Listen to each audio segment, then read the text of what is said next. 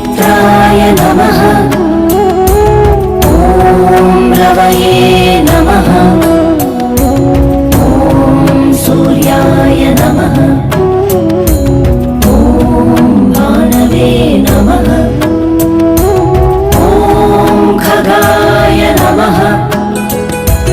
ॐ पूष्णे नमः। ॐ हिरण्यगर्भाय नमः। ॐ मरीचये नमः। ॐ आदित्याय नमः।